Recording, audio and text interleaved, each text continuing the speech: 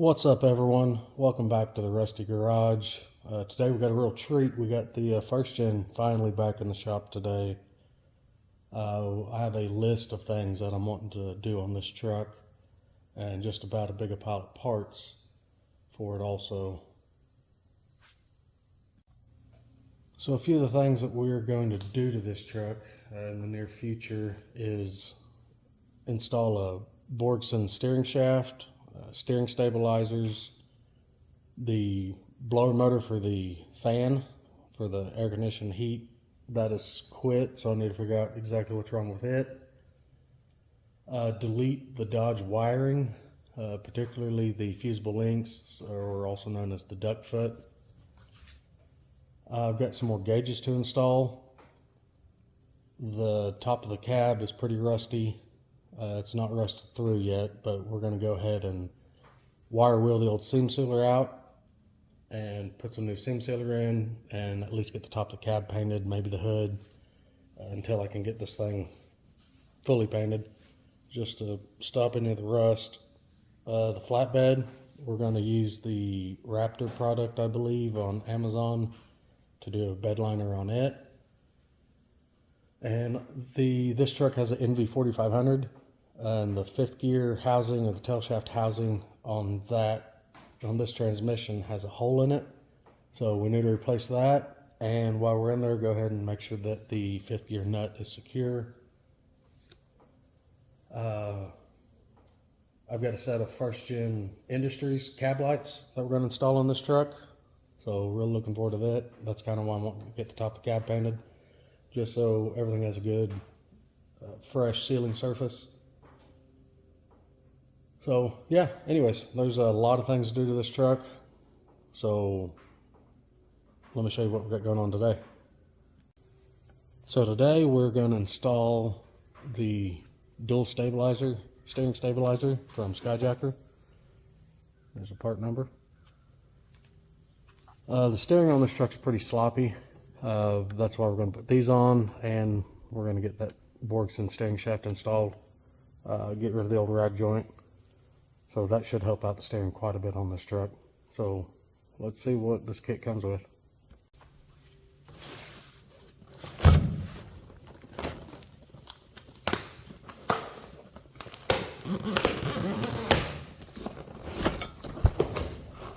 Okay, we got the bracket, goes around the diff end or the axle, like all the hardware.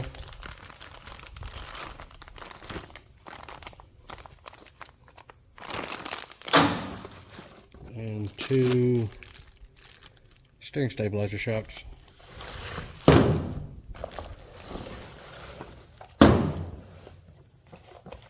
Those come with some zip ties, some stickers,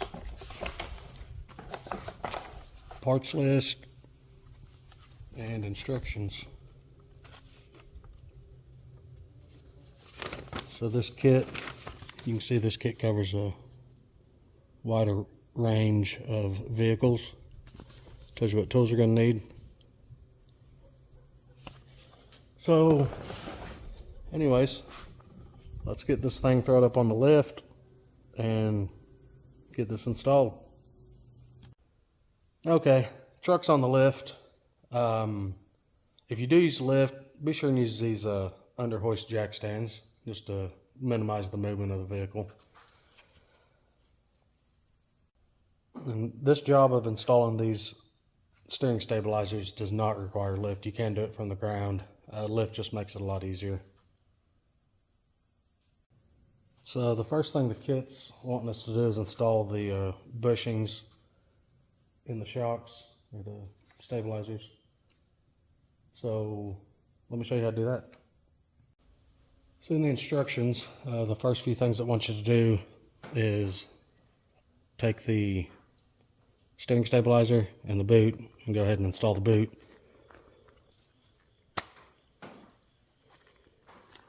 Now the kit did come with some red zip ties. That's to put around here to hold that. And the bushings, let's get those hammered in. So the instructions say to coat the red bushings with a water resistant grease and then press into each stabilizing eye. I'm going to just use some red and tacky grease from Lucas. I have seen people use rubber lubricant, soap, stuff like that, just something to lube up that bushing to get it installed. The best way I've ever learned to come up with getting these installed is get a dead blow hammer, get your grease and your bushing, and just cut that bushing up. You just want to make it slick.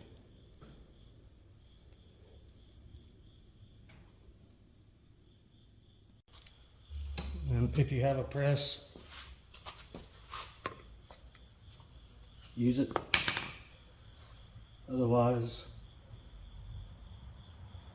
get them started so they're slick.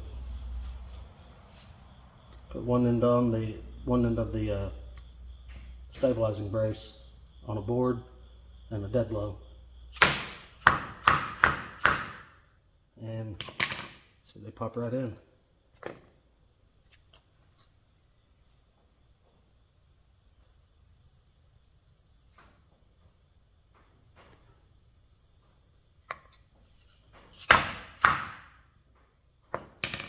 So that's installed. Okay, I'm gonna go ahead and get the other one done. Okay, so we got the other one.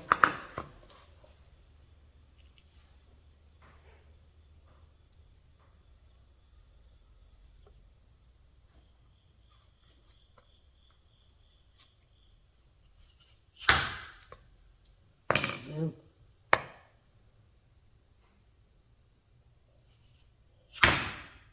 And that was it. Alright, so there's the other one. So the next thing the instructions are telling us to do is take 2 of these bolts, there's 4 included in the kit. Take 4 of these and attach them to the center plate. So I'm going to go ahead and do that. So each one of those little packages comes with a 3/4 inch nut, 11/16 nut, a flat washer, a large lock washer, and a smaller lock washer. So these will end up going through here with the larger lock washer and the larger nut. And then these bottom ones, big flat washer, the other lock washer, your stabilizer will go here, and all that will attach there. Okay, so both of those are installed. They do have little cutouts on the side. You can get a pair of pliers, or if you got a thinner wrench, put on that. So those are tight. So next step's going to be get this installed. Okay, it does help to read ahead a little bit. Brackets done. I had these installed backwards. I read on a little bit in the instructions, and it says that this bracket is going to go on the top of the axle. So that hump's going to have to be face up, and it wants the studs pointing on the bottom of them, so it'll sit on top of the axle just like that. So hope that helps somebody not have to take it back apart. Okay, so the next step is going to be installing this bracket over top of the axle. Comes with 2 U-bolts and the hardware, locking nuts and washers. Okay, so the first little snag that we're running into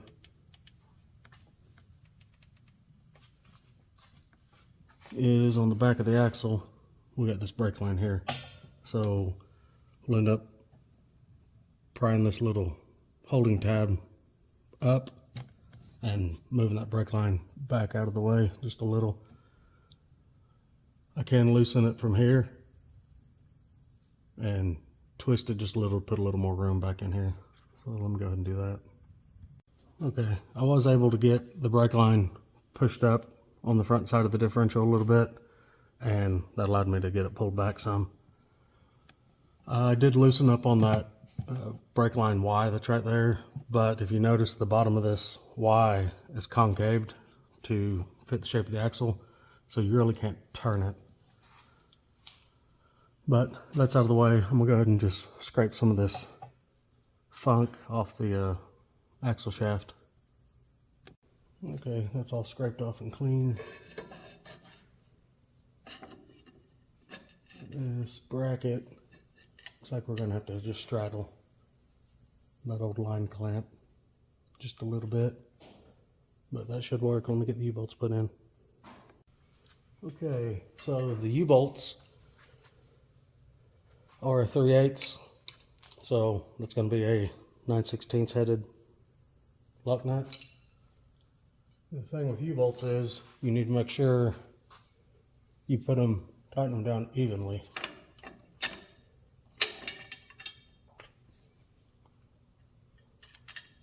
Don't forget your washers.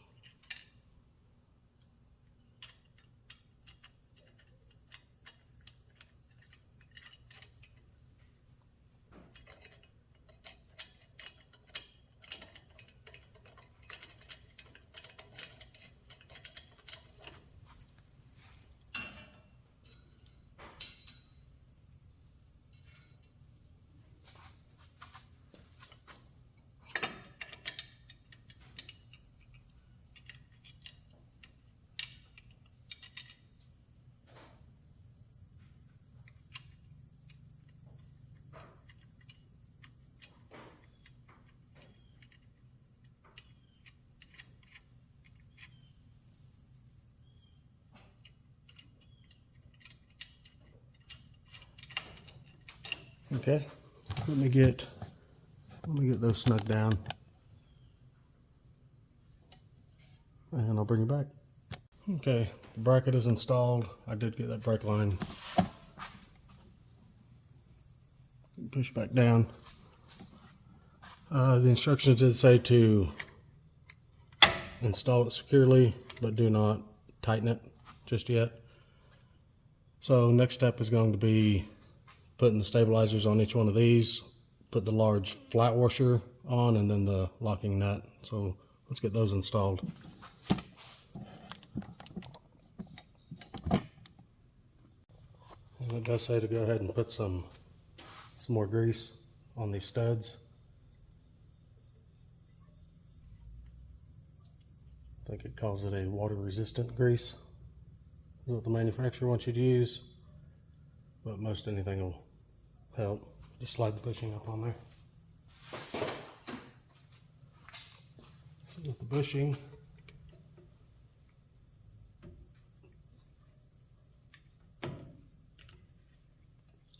pushes up on there. Then you got the flat washer,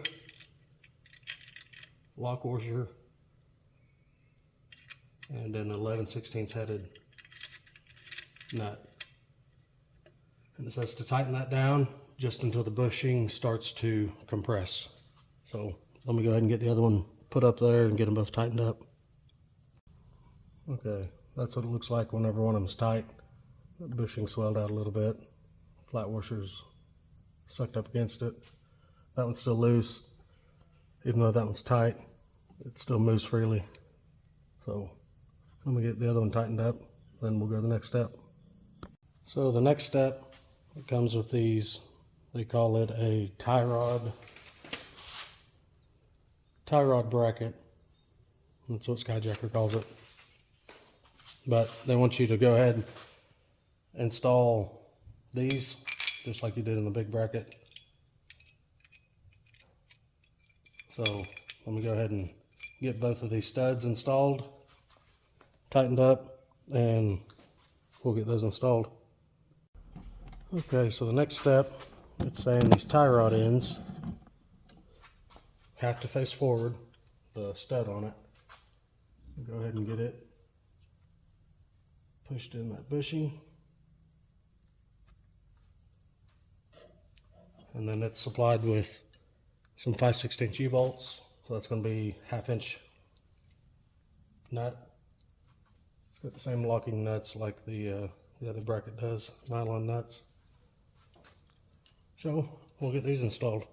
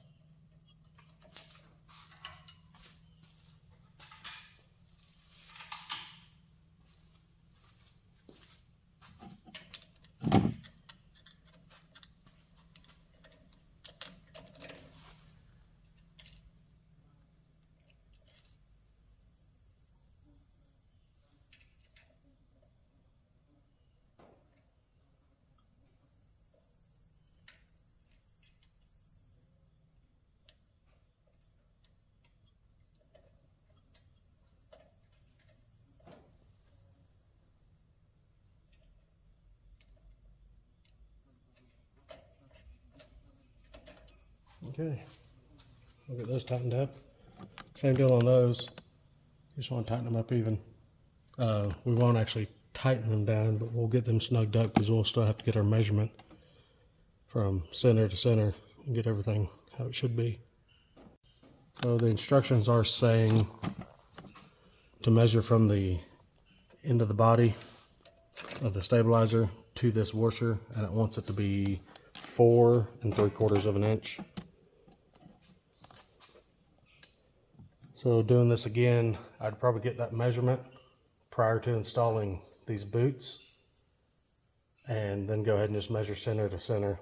Then you'll know what it actually should be. So I'm going to go ahead and just stick a metal ruler up in here till I hit the body, and that washer is right at 4 1/2, so I need to extend this out another 1/4 of an inch. Okay, I doubt you can see that, but that is right at 4 3/4 to this side right here. So now that that's close, I'm gonna get all these snugged down. Okay, they are secure on there. They're not tightened all the way, but we'll go ahead and double check our measurement.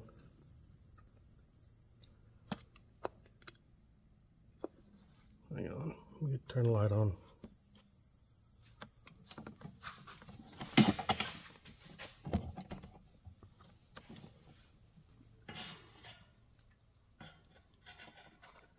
Okay, you can see right at 4 3/4 of an inch. This is difficult to do, having to use 2 hands. Anyways, so next we'll get our big flat washer, lock washer and nut put on that, and then we'll repeat for the other side. Okay, flat washer, nut and everything is installed, and it's tightened down just like they wanted you to do on the center. Compress that bushing down. Everything's tight. I double checked my measurement before I tightened it, and I went ahead and put this boot back over that washer. Okay, so now it's time to do the driver's side.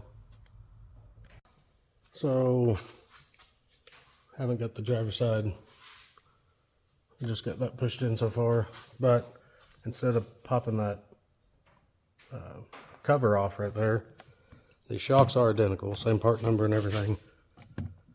So now we know this one is 4 3/4, so we can just pull a measurement from center to center, and that's going to put us at 19 1/4 inches from center to center. So this one should be the same. Okay, got the driver's side on, tightened up, and the passenger side. The only thing I did end up doing after looking at it some was these U-bolts right here. I took them back out and took a hacksaw to them to shorten them because they were a little too close to this leaf spring. So a little too close for comfort. These ones are actually out far enough. I don't think that's going to be an issue, but if they are, I'll pull those back out and cut them down. Okay, so not a hard job, fairly easy to put that system on. The bracket in the center, the manufacturer wants you to torque those U-bolts to 30 foot-pounds, and these outer ones on the tie rod ends, they want you to torque it to 240 inch-pounds. So 30 foot-pounds in the center, 240 inch-pounds on the tie rod ends. And then they suggest after around 100 miles, and then periodically after, to go ahead and just check the tightness on all the bolts. So the only thing left on this is if you want to put the stickers on the shocks, you can do that. And I'm going to bring it down off the lift some, set it all the way down on the suspension, and turn the wheels left and right, make sure all the clearance is good after I finish torquing all these bolts. So something Skyjacker does that I thought was actually pretty cool was on the back of their instructions, they have a bunch of Bible verses. So if you want, you can pause it and read through them, or you can just buy a Skyjacker steering stabilizer kit and you'll have them for yourself. So I think that's a wrap for this video. Like I said, I'll finish torquing all this stuff up and set it down and turn it. The only issue I could see possibly is I might have to trim these U-bolts, but I don't think I'm going to have to. But anyways, if you found any of the information helpful or useful, go ahead and give the video a thumbs up. Consider subscribing, share the video, and we'll see you guys in the next one.